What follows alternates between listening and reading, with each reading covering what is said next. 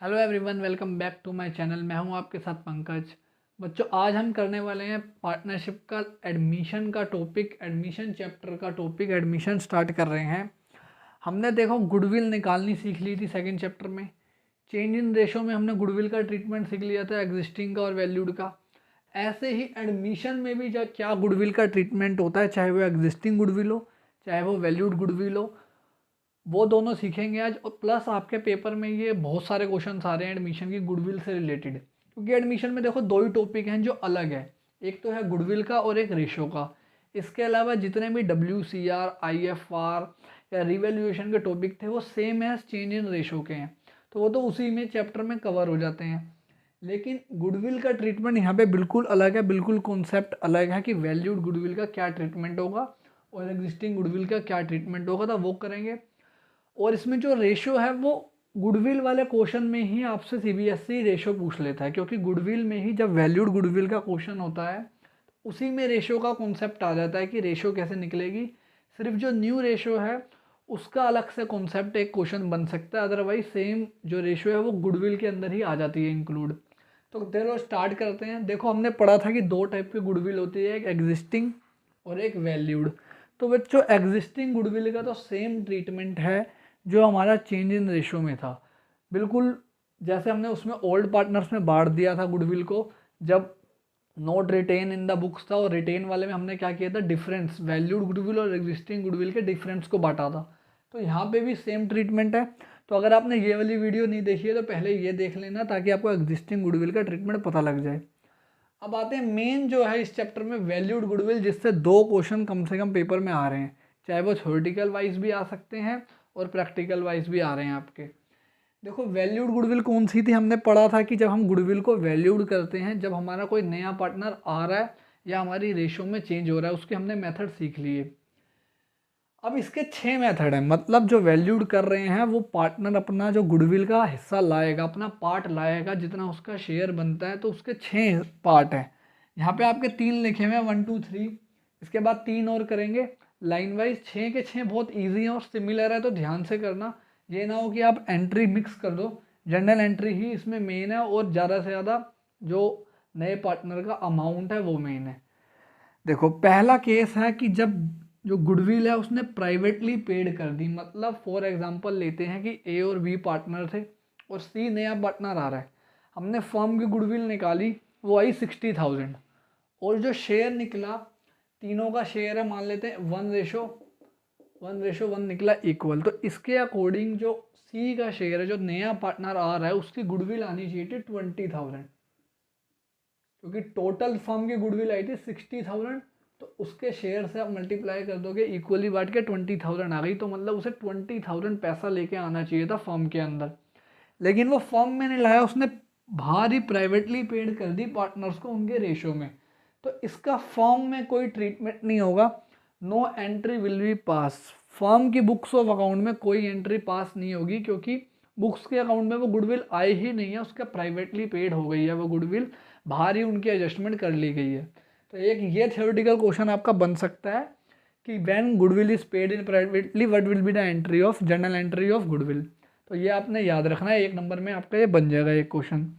इसके बाद goodwill brought in cash. अब वो कैश में गुडविल लेके आ गया, जो ये 20,000 उसका शेयर निकला है वो कैश में लेके आ रहा है, तो क्या एंट्री बनेगी। ध्यान से देखना, 2 एंट्रियाँ बनती है। फर्स्ट बनती है cash account debit to premium for goodwill. जो वो गुडविल लाता है उसको हम वर्ड बोलते हैं प्रीमियम फॉर गुडविल, वो गुडविल के लिए अमाउंट लेके आ रहा है।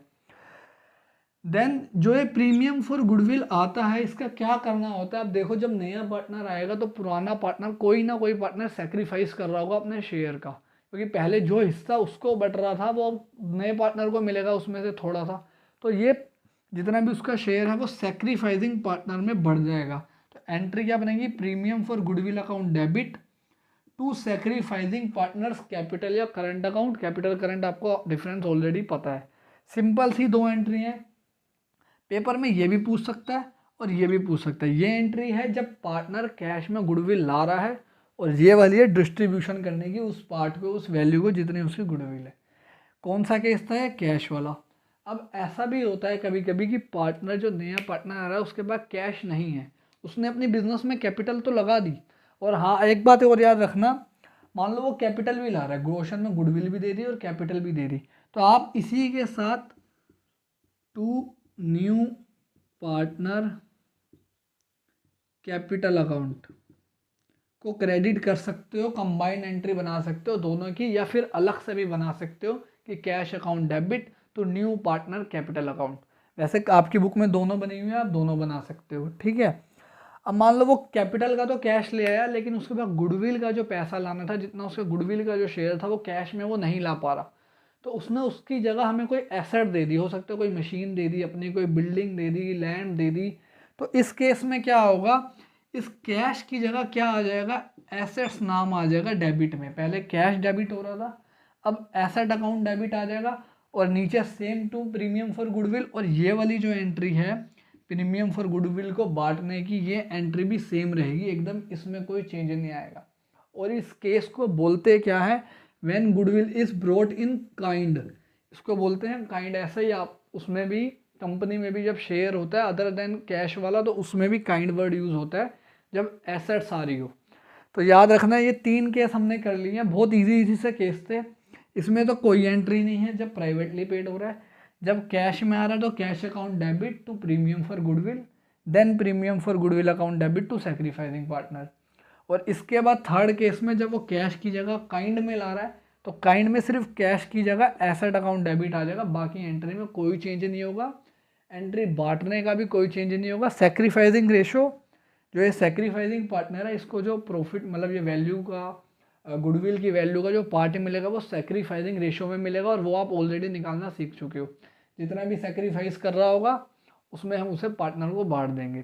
चलो अब आगे के इसके 3 केस और करते हैं। उस 3 में से एक केस तो बहुत ज़्यादा इंपॉर्टेंट है, जब पार्टनर गुडविल को लेके ही नहीं आ रहा, जितना भी उसका हिस्सा है वो पार्ट बनता है वो नहीं लेके आ रहा। तो स्टार्ट करते हैं इसके आगे के 3 पार्ट। तो चलो देखो बच्चों, अब स्टार्ट करते हैं बाकी 3 जो हमारे रह गए हैं केसेस। और इसके बाद एक केस और रह गया था गुडविल का, जिसे बोलते हैं हिडन गुडविल। हिडन गुडविल क्या होता है, बिल्कुल डिफरेंट कॉन्सेप्ट है, और बच्चों को थोड़ा अगर इसका फॉर्मूला ना पता हो, इसका पैट करने का तरीका ना पता हो कि कैसे करना है, तो बच्चे कंफ्यूज रहते हैं। तो वो भी करेंगे आगे, लेकिन उससे पहले ये करते हैं। देखो फोर्थ केस क्या है हमारा, गुडविल ब्रोड इन कैश, मतलब वो कैश में गुडविल लाया नया partner, and withdrawn bye sacrificing partner. देखो हमने 3 एंट्रियाँ बनाई थी अभी पीछे, एक बनाई थी cash account debit to premium for goodwill, ये वाली। देन हमने बनाई थी premium for goodwill to sacrificing partner, मतलब जितना उसका शेयर था सैक्रिफाइसिंग पार्टनर को दे दिया था, जितने से वो सैक्रिफाइस कर रहा था। अब जब हमने उसे वो शेयर दिया सैक्रिफाइसिंग पार्टनर को, तो उसने उसे विड्रॉन कर लिया, निकाल लिया बिजनेस से। उसने उस पार्ट को, जितना उसे पैसा मिला था, बिजनेस में नहीं लगे रहने दिया, उसने निकाल लिया, क्योंकि ये उसकी मर्जी है। तो अब क्या होगा, पहली जब वो कैश में एंट्री मतलब गुडविल लाएगा, वो एंट्री तो इस केस में भी सेम है, cash account debit to premium for goodwill. फिर गुडविल को बांटने की भी सेम है, ये सेम है कैश का मतलब है जो कैश वाले आपके केस में थी वैसे। दूसरी एंट्री क्या थी, premium for goodwill account debit to sacrificing partner account, तो ये भी सेम है। अब इसमें एक एंट्री और ऐड हो जाती है, कौन सी, sacrificing partners capital account debit to cash. Second entry में क्या हुआ था, हमने उसको पैसा दिया था तो उसकी कैपिटल बढ़ गई थी, और जब कैपिटल बढ़ती है तो हमने उसकी कैपिटल को क्रेडिट कर दिया था सैक्रिफाइसिंग पार्टनर की। अब उसने पैसा निकाल लिया बिजनेस से, अब जब पैसा निकाल लेगा तो उसकी कैपिटल डेबिट हो जाएगी, कम हो जाएगी, और बिजनेस से क्या चला गया, कैश चला गया। कैश जाता है तो क्रेडिट करते हैं क्योंकि एसेट कम हो गई। ये हो गई थर्ड एंट्री। इससे रिलेटेड भी 1-2 क्वेश्चन आपके सैम्पल पेपर्स वगैरह में है, तो याद रखना, जब पार्टनर विड्रॉल कर देते हैं गुडविल को तो उसकी ये एंट्री बनती है। अब इसी में एक चीज़ याद रखना, मान लो किसी पार्टनर को 10,000 शेयर बन रहा है, मतलब उसे 10,000 मिल रहे थे, हो सकता है वो सारा का सारा 10,000 निकाल ले, हो सकता है वो इसमें से 5,000 ही निकाले। क्वेश्चन में गिवन होगा कि पूरा निकाल दिया amount, whole amount is withdrawn, 50% निकाला, 30% निकाला, सब कुछ क्वेश्चन में गिवन होगा। तो जितना निकाला होगा सिर्फ उतना अमाउंट आएगा इस एंट्री में, ठीक है। अब अगला केस क्या है, when part of goodwill is brought, जो नया पार्टनर है, अपकमिंग पार्टनर है, जितना उसका शेयर बनता है वो सारा नहीं ला पा रहा। हो सकता है वो उसका हाफ ला रहा हो, 70% ला रहा हो, 60% ला रहा हो, वो क्वेश्चन में हमें गिवन होगा। तो क्या करना है, पहली एंट्री तो आपने सेम ही बनानी है, cash account debit to premium for goodwill, जितना वो ला रहा होगा वो यहाँ पे अमाउंट आ जाएगा। इसके बाद अब सेकंड एंट्री में चेंज आ गया, पहले एंट्री बनती थी premium for goodwill account debit to sacrificing partner, ये वाला नहीं होता था बीच वाला, ये वाला पार्ट। लेकिन अब हम क्या करेंगे, यहाँ पे इनकमिंग पार्टनर्स करंट अकाउंट, ये जरूर याद रखना, अगर ऐसी एंट्री पेपर में आती है तो करंट के साथ कैपिटल का ऑप्शन जरूर देगा और बच्चे गलती कर सकते हैं उसमें। यहाँ पे करंट अकाउंट आएगा क्योंकि हम उसके करंट अकाउंट को डेबिट करेंगे कि करंट अकाउंट से तेरा पैसा काट रहे हैं। तो इनकमिंग पार्टनर या न्यू पार्टनर भी लिख सकते हैं, incoming partner current account debit हो जाएगा। और ये कितने से डेबिट होगा, जितना पैसा वो नहीं ला रहा। मान लो 10,000 उसका नए पार्टनर का शेयर है कि उसको इतने लाने चाहिए थे, वो 8,000 लेके आ गया लेकिन 2,000 पे नहीं लेके आया, तो यहाँ पे तो आएगा 8,000 8,000, ठीक है। यहाँ पे भी ये हटा लो 8,000, और जितना वो नहीं लाया वो भी 2,000 डेबिट, और पूरा का पूरा 10,000 पार्टनर को, सैक्रिफाइसिंग पार्टनर को मिल जाएगा। यह जरूर याद रखना, अच्छा केस है ये। अब लास्ट केस, सबसे छोटा केस लेकिन सबसे इम्पोर्टेंट, कि पार्टनर बिल्कुल जीरो, एक भी पैसा नहीं लेके आया अपने शेयर का गुडविल का। तो उस केस में क्या होगा, अब ये वाली एंट्री तो बनेगी ही नहीं क्योंकि वो पैसा तो लाया ही नहीं है, तो cash account debit to premium for goodwill वाली एंट्री तो बनेगी ही नहीं। सिर्फ कौन सी एंट्री बनेगी, new partner current account debit to sacrificing partner, जो ये एंट्री थी ये एंट्री बन रही है। इसमें से भी प्रीमियम फॉर गुडविल हट गया है क्योंकि प्रीमियम फॉर गुडविल तो आया ही नहीं था, वो तो कुछ मिलेगा ही नहीं। तो जितना भी उसका शेयर हो, चाहे 5,000 हो, 10,000, 20,000, वो सारा का सारा इस एंट्री में अमाउंट में आ जाएगा। याद रखना ये एंट्री अच्छे से। तो ये हो गए गुडविल के एडमिशन के केस। अब सिर्फ हिडन गुडविल बचा है, वो करते हैं आगे। फिर एमसीक्यू का ही आपका स्टार्ट करेंगे, जैसे मैंने बोला था आपको 30 एमसीक्यू करने हैं, तो वो करेंगे एक साथ। तो चलो बच्चों अब स्टार्ट करते हैं अपना टॉपिक हिडन गुडविल। देखो पेपर में चांस है कि एक क्वेश्चन आ सकता है क्योंकि एडमिशन 8 मार्क्स का आ रहा है और ज़्यादा टॉपिक एडमिशन में है नहीं। एक गुडविल का हमने कर लिया, एक रेशो का, और एक ये आ गया हिडन गुडविल, ठीक है। देखो बहुत ईजी सा फॉर्मूला है, सिर्फ एक जहाँ पे स्टार बना हुआ है यहाँ पे आप गलती कर सकते हो, अदरवाइज इसमें गलती करने के चांस बहुत कम है। देखो इसका फॉर्मूला क्या, नेट वर्थ लेनी है आपने फर्म की इंक्लूडिंग गुडविल, जिसके अंदर गुडविल इंक्लूड होगी। और अब ये कैसे निकलेगी net worth, incoming partners capital, जितनी भी जो नया पार्टनर है, इनकमिंग पार्टनर है, वो कैपिटल लेके आ रहा है और जितने शेयर के लिए वो ला रहा है उसके रेसिप्रोकल से मतलब मल्टीप्लाई करा देना। ये रेसिप्रोकल को बच्चे थोड़ा कंफ्यूज होते हैं, इसलिए अभी एक इसका इलस्ट्रेशन भी करेंगे ताकि आपको क्लियर हो जाए कि ये पॉइंट कैसे लेना है आपने। इसमें से आपने लेस क्या करना है, नेट वर्थ एक्सक्लूडिंग गुडविल, वो जो नेट वर्थ जो गुडविल एक्सक्लूड है, जिसके अंदर गुडविल नहीं है, वो वाली नेट वर्थ आपने लेनी है। और ये कैसे निकलती है, capital of the old partner, जितनी क्वेश्चन में ओल्ड पार्टनर की कैपिटल दे रखी है वो ले लेनी है आपने, plus capital of new partner, जो नया पार्टनर कैपिटल ला रहा है उसको भी प्लस कर देना है और वो भी ले लेना है। लेकिन जो एक कैपिटल ऑफ ओल्ड पार्टनर है, इसमें आपने एक बात ध्यान रखनी है कि वो आफ्टर ऑल एडजस्टमेंट होनी चाहिए। इसका क्या मतलब है, मान लो आपको बैलेंस शीट बना के दे दी, उसमें ओल्ड पार्टनर की कैपिटल दे दी और साथ में कुछ जनरल रिजर्व, पीएनएल का बैलेंस या कोई फिक्टिशियस एसेट दे रखी है, तो उसका ट्रीटमेंट आपने साथ में करना है। जनरल रिजर्व पार्टनर्स में ओल्ड रेशो में बढ़ जाएगा तो वो उनकी कैपिटल में ऐड कर देना है। पीएनएल का अगर डेबिट बैलेंस है तो उनकी कैपिटल से माइनस कर देना है, क्रेडिट बैलेंस है तो उसमें ऐड कर देना है। ऐसा ही मान लो एडवर्टीजमेंट सस्पेंस अकाउंट है तो वो भी माइनस कर देना है।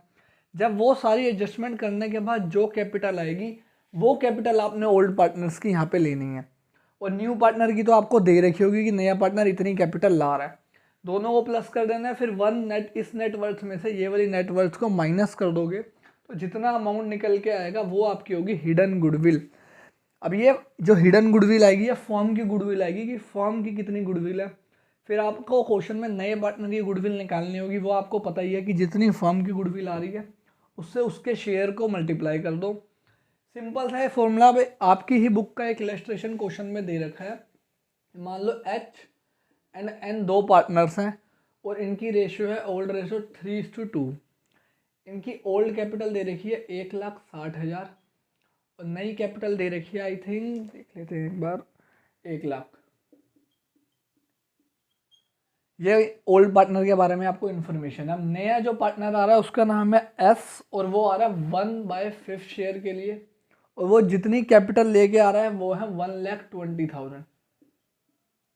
अब देखो स्टेप 1 में क्या करना था, नए पार्टनर की कैपिटल को उसके शेयर के रेसिप्रोकल से, मतलब 1,20,000 को 5/1 से उल्टा कर देना है इस शेयर का। तो कितनी आ गई नेटवर्थ, यहाँ पे लिख देते हैं 6 लाख आ गई आपकी। और अब सेकंड स्टेप में क्या करना था, ओल्ड पार्टनर की कैपिटल लेनी है। अब यहाँ पे इस क्वेश्चन में कोई एडजस्टमेंट गिवन नहीं है, सिर्फ स्टेटमेंट वाइज क्वेश्चन है और दोनों की कैपिटल दे रखी है। तो ये दोनों की कैपिटल प्लस नए पार्टनर की कैपिटल को प्लस कर देना है। तो इन तीनों को प्लस करके आएगा आपका 3,80,000। अब इसे आप माइनस कर दोगे तो 2,20,000 आपकी हिडन गुडविल आ गई। ये आ गई आपकी हिडन गुडविल। अब अगर आपको इसी के बेसिस पे नए पार्टनर का शेयर निकालना है गुडविल का, तो सिंपल सा है, 2,20,000 से 1/5 को मल्टीप्लाई करवा दोगे तो 44,000 आपकी एस की गुडविल का शेयर आ गया। ये था सिंपल क्वेश्चन। अब इसी में जो कॉम्प्लिकेटेड बताया उसमें सिर्फ क्या होगा, एडजस्टमेंट दे देंगे, जिसमें आपको एडजस्टमेंट को इन दोनों की कैपिटल से एडजस्ट करना पड़ेगा। सिंपल सा टॉपिक था ये हिडन गुडविल का। अब एडमिशन भी हमारा गुडविल वाला टॉपिक पूरा ख़त्म हो चुका है।